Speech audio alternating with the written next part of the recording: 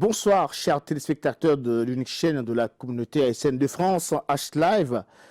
Ce soir, comme tous les mardis, je reçois pour vous un invité de marque. Celui-ci, il vient directement d'Haïti. Il vient sur le plateau de Cap vers l'avenir pour débattre un thème qui a déjà fait couler beaucoup d'encre. C'est le rôle de la diaspora haïtienne dans le développement d'Haïti. Avec lui, nous allons également débattre d'autres points de l'actualité haïtienne. Mais juste avant de vous présenter notre invité, permettez-moi de vous le présenter en d'autres termes, puisque c'est un très jeune haïtien qui est né un 25 septembre 1988 à Chambellan. Il s'appelle Schulz Semsi Kazir. Il a fait le droit et les relations internationales, respectivement à la faculté de droit et des sciences économiques et l'Institut national d'administration de gestion des hautes études internationales. Également ex-jeune ministre des droits humains, de l'emploi au gouvernement, ancien président de la SUCDEV, ancien candidat à la députation pour la 2e circonscription de Port-au-Prince, ancien membre du conseil de l'Université d'État d'Haïti, jeune entrepreneur et membre de cabinet de l'actuel ministre de la Défense, M. Hervé Denis. M. Kazir a déjà fait l'objet de la décoration solennelle pour son sens de leadership et se basant sur ses expériences personnelles, il a fondé Initiative Kazir, à qui ce soir nous disons bonsoir et bienvenue dans Cap vers l'avenir. Bonsoir, Monsieur Edouard. Et ce soir, on va mettre le cap sur l'avenir. Et laissez-moi aussi saluer toutes les téléspectatrices et tous les téléspectateurs, les internautes qui nous reçoivent, et notamment en France, dans les Antilles et à Port-au-Prince. Merci pour cette belle introduction, Monsieur Scholz. Vous êtes venu pour participer dans une conférence qui se basait sur le rôle de la jeunesse dans le développement d'Haïti. Une conférence qui s'est déroulée ce week-end dernier. Alors, quel était votre apport dans cette conférence? Donc, c'est l'occasion pour moi encore de remercier la plateforme et Jeunesse Haïti France de m'avoir invité. Cela fait tantôt 4 ans que je débat de cette thématique et depuis environ l'année 2004, et depuis l'année 2014, au moment où je m'apprêtais à entrer en campagne électorale, il y a de cela 2 ans et demi. Donc, moi, de mon côté, j'ai présenté des leviers qui peuvent aider à appliquer une véritable politique publique de jeunesse. Car il s'agissait pour moi de présenter des leviers qui pouvaient contribuer à faire en sorte que les jeunes restent en Haïti. Mais j'ai souligné aussi que tout ceci doit participer de plan global qui doit tenir compte de la réforme administrative, de la réforme fiscale, de la lutte contre la corruption et de la réforme et du secteur de l'agriculture, etc. Donc, penser une politique de jeunesse, c'est penser tout ça, mais c'est penser aussi, c'est prendre des mesures spécifiques afin d'assurer un avenir pour cette jeunesse qui représente aujourd'hui environ 65% de la population haïtienne. Alors, M. Scholz, vous êtes venu pour parler des jeunes qui, surtout en Haïti, qui laissent le pays. Mais déjà, on a déjà plus de millions qui sont déjà partis. Alors, quelle politique faut-il mettre en place pour que ceux qui sont déjà partis puissent retourner en Haïti et ceux qui y sont ne prennent pas le chemin vers Chili, le Brésil et d'autres pays qu'ils considèrent comme l'Eldorado, par exemple? Donc, il faut d'abord faire remarquer que les jeunes partiront de toute manière, mais ils ne partiront pas dans les mêmes conditions et ce ne seront pas les mêmes causes qui les pousseront au départ. Et notamment pour l'étude, il y en a qui partiront Et évidemment, mais aujourd'hui, comme je l'ai présenté pendant la conférence, on doit s'appuyer sur l'éducation.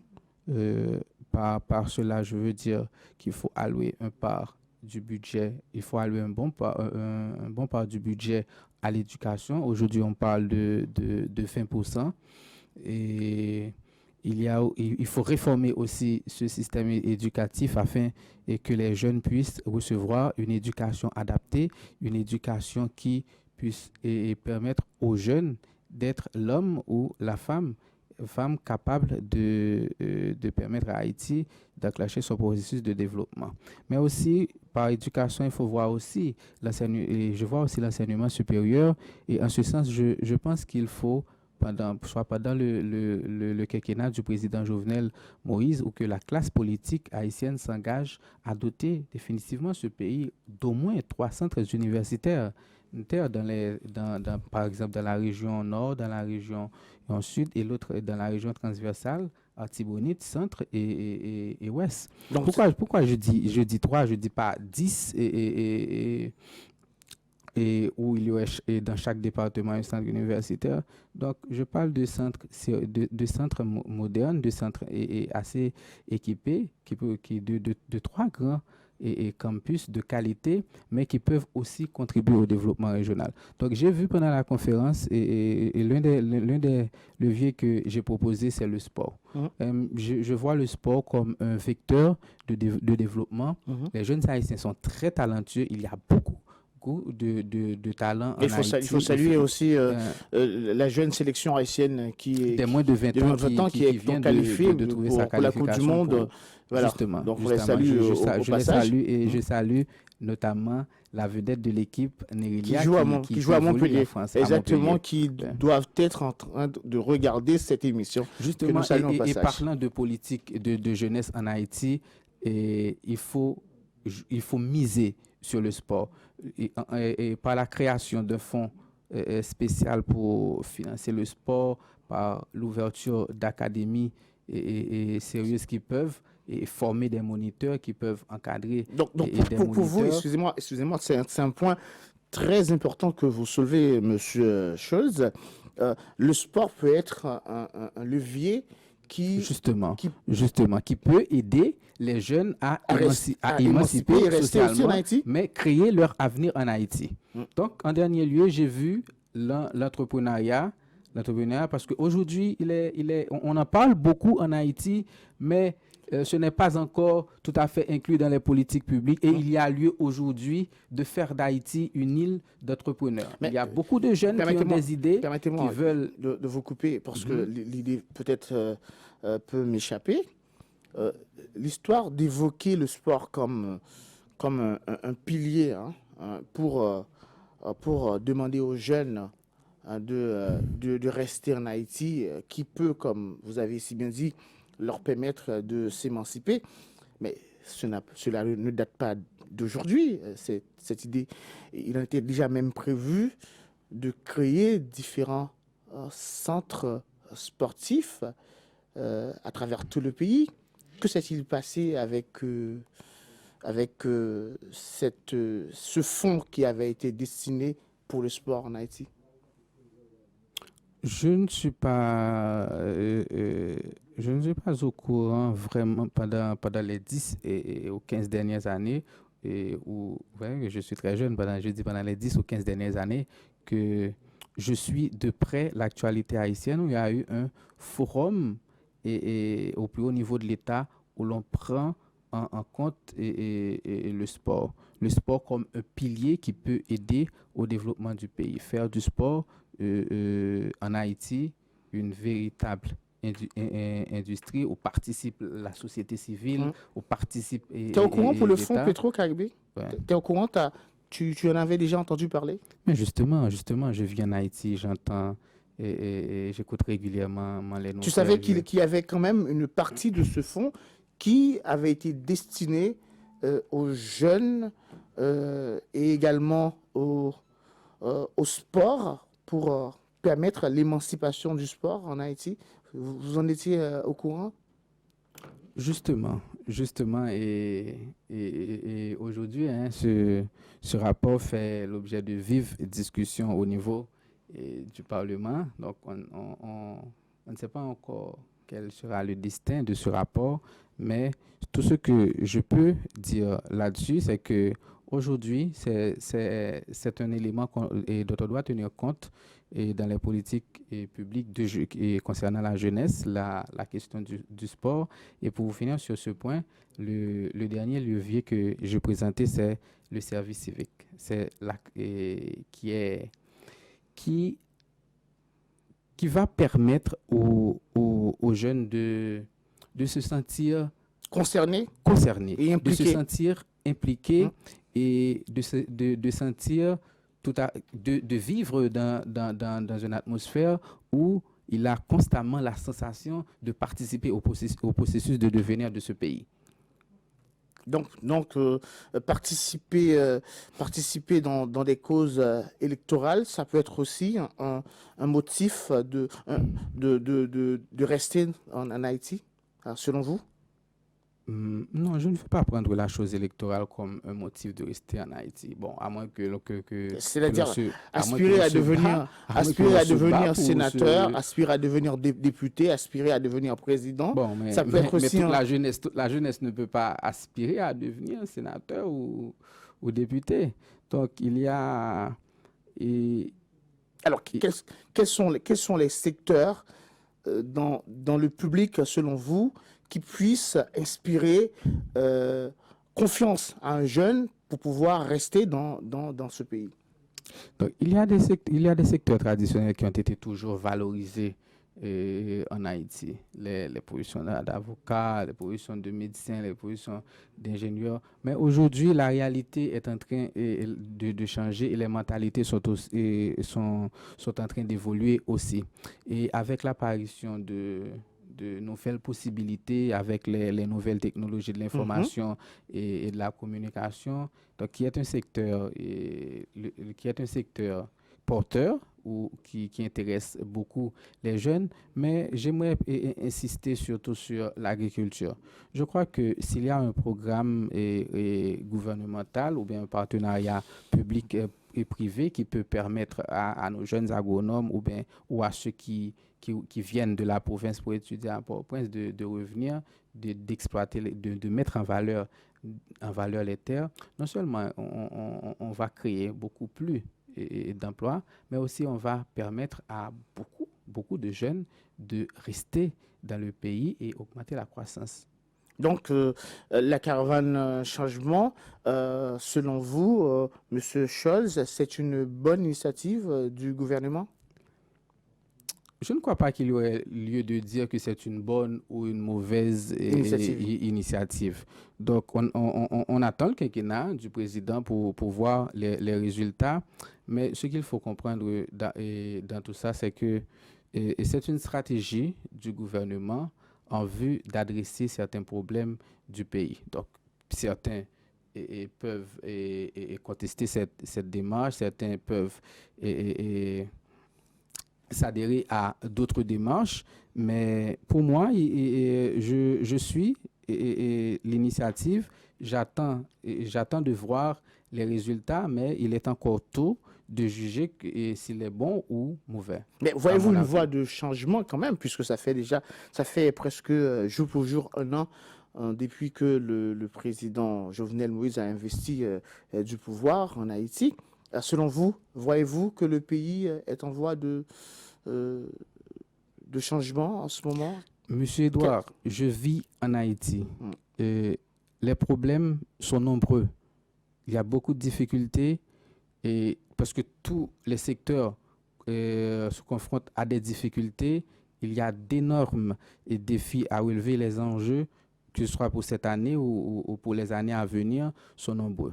Donc, dire qu'Haïti est sur le chemin du développement ou du changement et peut-être trop hâtif.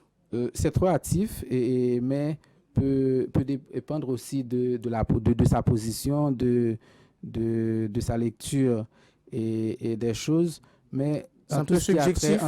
Oui, ça peut être très subjectif. En ce qui a trait à l'avenir d'Haïti, moi, je reste optimiste. J'observe ce qui se fait et je pense que le gouvernement est en train de faire de son mieux. Je dis de son mieux, je donne le bénéfice du doute à ces hommes et à ces femmes qui se donnent, qui se livrent pour servir leur pays. Mais dire qu'aujourd'hui Haïti est sur la voie du changement, bon, je ne pense pas que c'est en ce sens qu'on devrait abonder. D'accord. On va encore revenir sur notre sujet initial, Monsieur Scholz. Nous parlons de la jeunesse haïtienne et nous parlons surtout de la jeunesse haïtienne de la diaspora. Alors, au regard de toutes ces difficultés qu'il y a encore en Haïti, malgré il y a eu des élections honnêtes qui a pu permettre qu'un président soit élu démocratiquement en Haïti, il y a, comme vous venez de le dire, il y a beaucoup de difficultés. Alors, qu'est-ce qui peuvent inciter un jeune de la diaspora haïtienne de retourner en Haïti? Donc, cette question me permet de témoigner un peu de ce que je viens de vivre ici dans la communauté haïtienne. J'ai pu remarquer que les Haïtiens, les Haïtiennes aiment leur pays. J'ai parlé à beaucoup de leaders de cette communauté et j'ai rencontré pas mal de gens et je vois qu'ils ont un désir de retourner. Ils ont un désir d'investir en Haïti. Même l'amour du pays est la première motivation. Et cet amour est là. Cet amour est présent dans le cœur de ces Haïtiens qui vivent ailleurs. Quelles que soient les conditions? Je ne vais pas dire que dans n'importe quelle condition. Donc, maintenant, c'est à chacun de trouver la voie, de trouver les moyens de revenir. Donc, les conditions ou les raisons pour certains peuvent ne pas être et les raisons pour d'autres. Donc, en ce sens, je pense qu'il faudrait de préférence enclencher dans la diaspora une dynamique qui pourrait contribuer au retour. Donc, c'est en ce sens que je veux abonder. Quelle dynamique on peut mettre dans à travers les différentes diasporas haïtiennes, bon, d'abord en Europe, pour aider à l'installation de ceux et celles qui veulent revenir au pays, comment la diaspora haïtienne en France et aux États-Unis ou au Canada peut contribuer à augmenter l'investissement en Haïti. Donc, pour cela, je pense que, et en ce sens, je discutais de cela aussi à un leader de la communauté et de quelle stratégie on pourrait mettre en place. Par exemple, pour aider et la personne qui veut revenir au pays à se sentir en sécurité par rapport à l'insécurité foncière qu'il y a en Haïti aujourd'hui, comment on peut tenir un registre des opportunités, comment on peut créer des facilités à ce que celui ou celle qui veut revenir au pays puisse investir et comment aussi on peut organiser des forums pour présenter les possibilités et facilités d'investissement en Haïti. Oui. Donc, toutes les conditions ne sont pas réunies, il faut l'admettre pour le retour, mais celui ou celle qui veut revenir dans son pays, je pense qu'il a fait un bon choix et qu'aujourd'hui le pays en a besoin. C'est un problème, M. Scholz, c'est un problème pour le gouvernement de voir pâtir autant de cerveaux. C'est un souci. Et même pour nous qui sommes au niveau de la diaspora, nous qui vivons ces situations, nous qui regardons de loin ces situations, ça nous interpelle aussi. Même si nous sommes encore loin, on se demande jusqu'où ça va arriver. Et là, c'est une problématique pour les politiques qui se penchent au quotidien sur cette question de fuite de cerveau, fuite de personnalité, hein, qui pourrait devenir La fuite ne date pas d'aujourd'hui, d'aujourd'hui, nous savons très bien. mais aujourd'hui, cette fuite prend un caractère hémorragique Exactement. et déplorable. Donc, l'année dernière, ça a fait l'objet d'une chanson carnavalesque et c'est dans toutes les lèvres que les jeunes partent. Exactement, je me rappelle de ce sujet réellement. Au contraire, ça a fait polémique du fait qu'un jeune chanteur a évoqué, ouais, a évoqué cette question dans son carnaval. Alors, puisque le gouvernement s'y penche, alors, qu'est-ce qu'il faut qu'il ramène à ces jeunes pour qu'ils puissent rester dans le pays et que nous autres également qui sommes de la diaspora haïtienne, pour que nous puissions aussi avoir l'envie aussi de retourner. C'est ça la question, c'est ça le sujet. Qu'est-ce qu'il faut, qu'est-ce qui manque à ces jeunes? Comme je l'ai dit et comme je l'ai dit tantôt au début de l'émission, et parlant des leviers sur lesquels je me suis insisté pendant la conférence, et je crois qu'il faut créer les conditions pour que ces jeunes restent dans le pays, doit participer d'un plan global. Ce n'est pas, on ne va pas penser une politique qui va pour la jeunesse, une politique publique pour la jeunesse et qui va à permettre aux jeunes de rester dans le pays. Donc, je peux aussi évoquer quelque chose d'autre, mis à part la misère, les difficultés, hein, tout le monde en sait, hein, qui en a en Haïti. Mais est-ce que la facilité également, la facilité de prendre un visa ou la facilité de monter dans un avion pour se rendre dans ces pays qui les accueillent, est-ce que ça ne donne pas non plus l'envie aux jeunes aussi de partir? Donc, la facilité de monter dans un avion. Est-ce que ce n'est pas une politique pour pouvoir emparer de nos jeunes, de nos valeurs, de notre jeunesse? Est-ce que ce n'est pas une politique internationale? Je dirais oui et non. Oui, en ce sens que j'ai pu remarquer la dernière fois que l'ambassadeur argentin a rendu visite aux nouvellistes et après il s'en est suivi un article qui est apparu à la première page du journal où l'on indique que l'Argentine est ouverte à recevoir des Haïtiens et qu'on n'a pas besoin de visa pour y aller. En ce sens, je pourrais dire oui, en ce sens que certains pays peuvent avoir besoin de main-d'œuvre à bon marché.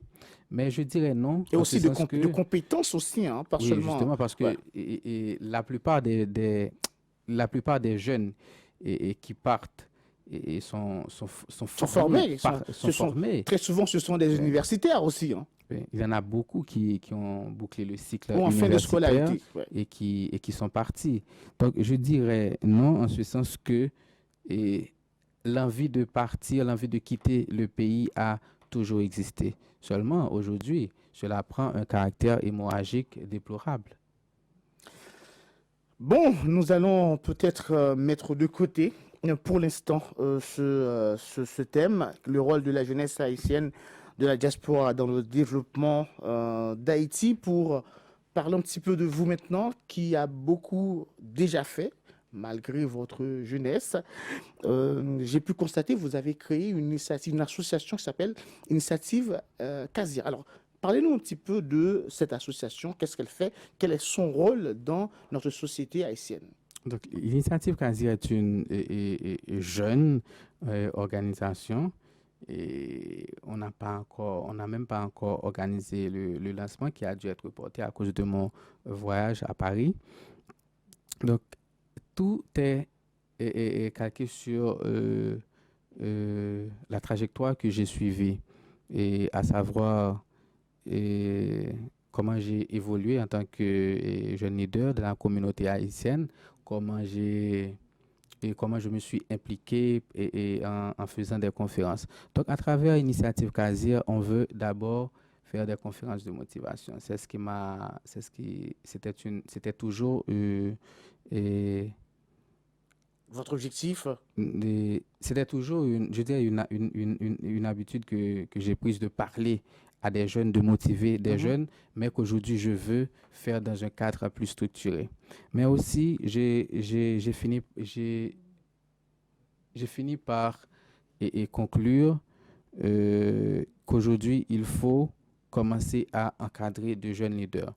J'ai fait l'expérience d'être président de ma promotion à l'école classique, donc à la faculté de droit, et je fais cette expérience aussi à l'INAGé. J'ai eu une expérience comme jeune ministre des droits humains et de l'emploi au gouvernement jeunesse d'Haïti aussi, une expérience comme membre du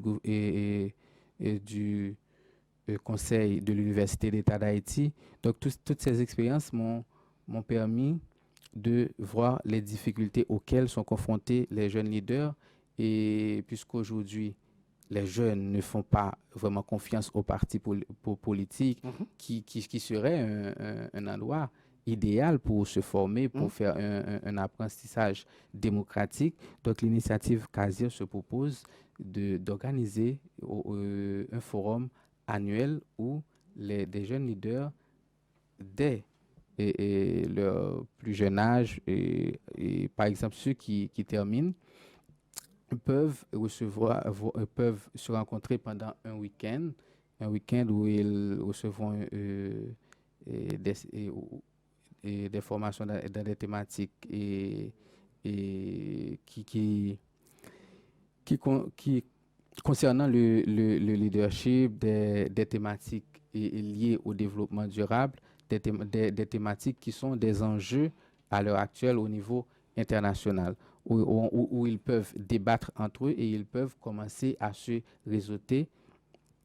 Donc, c'est un moyen de lier les jeunes leaders ensemble et de leur aider à prendre un meilleur cap vers l'avenir. Exactement. Donc, en dernier lieu, l'initiative CASIR se donne comme objectif d'organiser des élans de solidarité, comme on a parlé avant l'émission, Mhm. et c'est cet élan de solidarité qu'on a en perspective d'organiser à la veille de la rentrée des classes afin de soutenir des familles en difficulté et aussi d'aider les jeunes, les enfants les plus démunis à aller à l'école. Et pour laquelle initiative on reviendra en France en juillet sur l'invitation de la mission MEA. Exactement. Donc, comme je vous ai dit tout à l'heure, il vient de passer à l'écran. Je vois que vous êtes aussi, vous faites du social aussi, exactement. Vous regardez bien, je vois que vous lancez des slogans, des messages pour ce carnaval. Pas de violence. euh, Oui, co- justement, au niveau de tout le staff, on s'est dit que pendant ce carnaval, on va lancer des messages. Mais vous n'êtes pas là, là. En ce moment, Non, non, vous êtes je ne suis ailleurs. pas là, je Est-ce ne qu'il y a suis des pas gens là. qui sont sur place, Non, qui justement, continuent le justement, je travail? reste, je reste Vous êtes comme. combien dans l'initiative Casir? On est 13. Vous On êtes est 13 13 13 aujourd'hui. membres On est 13 du aujourd'hui. comité? 13 membres du comité? Il y a un comité? Comment ça se passe dans votre association? Il y a un comité qui dirige, il y a des membres. Expliquez-nous. Donc, l'initiative Casier n'a pas pour vocation de réunir un grand nombre d'adhérents.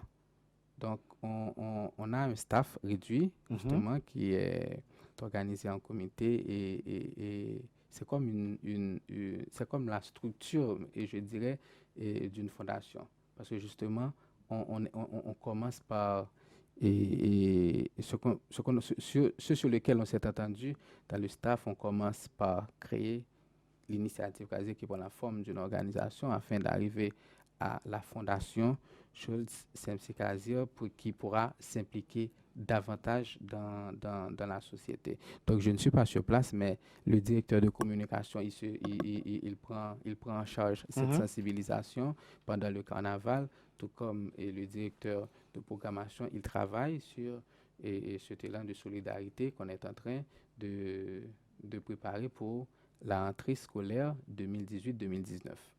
Voilà, juste avant d'aborder d'autres points de l'actualité haïtienne, puisqu'il y en a beaucoup, Juste avant le carnaval, on parlait du rapport de Petro-Caribé avec les deux chambres qui en discutaient.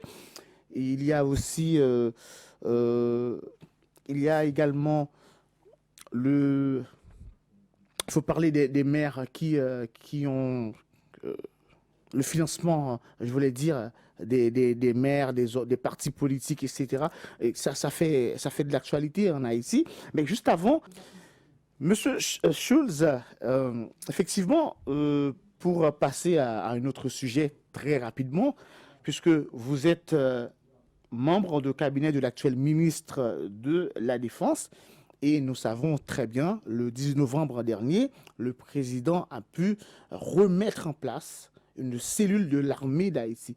Comment, vous, personnellement, avez-vous suivi cela? Et est-ce qu'on peut dire que le ministère de la Défense a une armée en Haïti? Avant même de dire que c'était une promesse de campagne du président de la République, il faut reconnaître que c'est une obligation constitutionnelle. Le président de la République, le Premier ministre et le ministre de la Défense ne font qu'appliquer la Constitution. Mais j'aimerais souligner aussi que l'armée a précédé l'État d'Haïti. Donc c'est l'armée qui a créé cet État, qui a mené la bataille de l'indépendance. Là, je parlais de l'armée indigène. Ouais. Donc c'est redorer la mémoire de nos ancêtres, c'est rehausser notre histoire. C'est d'abord avec ce sentiment que je l'ai suivi, mais il est aussi une nécessité aujourd'hui de rétablir les forces armées d'Haïti. Donc, si je peux prendre un seul exemple, par exemple, en 2010, lorsqu'il y a eu le tremblement de terre, donc beaucoup de personnes sont mortes et on n'a pas pu sauver bien de vies parce qu'il n'y avait pas eu une force capable de répondre à l'urgence. Donc, cette nouvelle armée, sans trop élaborer, parce que ce n'était pas vraiment l'objectif et de l'émission, doit concilier sécurité et développement, comme c'est l'approche au niveau du livre blanc qui sert de doctrine à cette nouvelle force de défense, mais aussi le ministre est en train de faire œuvre qui vaille pour que le pays soit doté d'une force de défense professionnelle, d'une force de défense à la hauteur des défis de l'heure. Exactement. Merci pour cette réponse, Monsieur Schulz. Avant de refermer cette émission, on pourrait parler du carnaval. Le carnaval, en ce moment, bat son plein en Haïti. Là, on est en plein carnaval en Haïti. Plein carnaval en ce moment en Haïti. Oui. Alors, il y a beaucoup de critiques aussi au niveau du carnaval. Beaucoup de gens critiquent l'initiative de créer autant de carnaval à travers le pays, Gonaïves, Jacmel, etc., Port-de-Paix, j'en passe. Bon, il faut... Puisqu'ils estiment que en ce moment, le pays n'a pas assez de moyens pour répondre aux problèmes de la santé, n'a pas assez de moyens pour répondre aux problèmes de logement, aux problèmes d'infrastructures routières. Pourquoi le gouvernement a choisi de créer autant de carnaval dans le pays? Alors, quelle est votre approche personnelle à ce sujet? Donc, est-ce le gouvernement qui a créé autant de carnaval? C'est le gouvernement qui donne au ministère les moyens. Ça, je ne crois pas. Par exemple, le carnaval qui est organisé au Gonaïves, à Delma ou à Carrefour, c'est l'initiative des maires. Et les maires, ils sont soutenus par un ministère, quand même.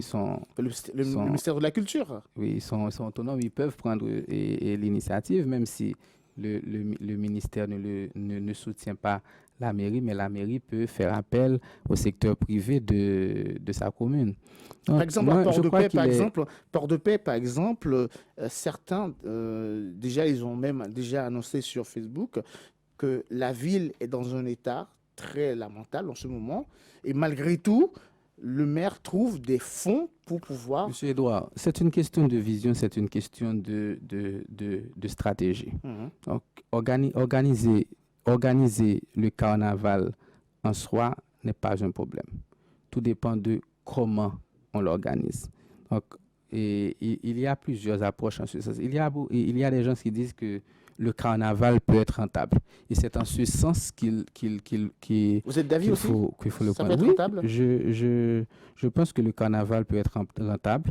Et on pourrait mieux organiser le site du carnaval, par exemple, et le Champ de Mars, pour permettre non seulement de recevoir plus de touristes, plus de touristes, de faire une plus grande promotion pour le carnaval haïtien, hein, qui est riche en culture, qui est un miroir pour notre culture, pour la créativité des Haïtiens. Nous avons Ça peut être aussi une incitation à la jeunesse de la diaspora, ouais, de rentrer aussi en Haïti pour s'investir dans beaucoup de choses. Et aussi arriver à créer, pourquoi pas, le musée du carnaval qui peut être rentable aussi pour le pays. Donc, tout dépend de sa vision, tout dépend de son approche. Voilà. Ben voilà, nous vous remercions, Monsieur Chose, Samsi Kazir, d'avoir accepté notre invitation de venir sur le plateau de Cap vers l'avenir. Nous avons passé un très très bon moment. J'espère encore une fois vous retrouver une prochaine fois sur le même plateau. On sera là, on se reverra en juillet et c'est pour moi un plaisir d'avoir participé à cette émission. Et je peux même donner, si vous le souhaitez bien, des moyens aux téléspectateurs, s'ils veulent bien rentrer en contact avec vous par WhatsApp ou Facebook.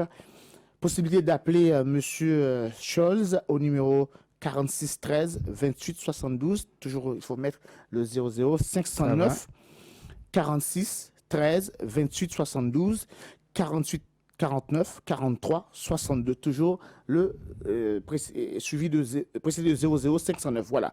Donc, quant à moi, vous me retrouvez mardi prochain dans une autre émission avec d'autres invités, toujours des invités spéciaux, afin de continuer à donner cap vers l'avenir pour une nouvelle Haïti.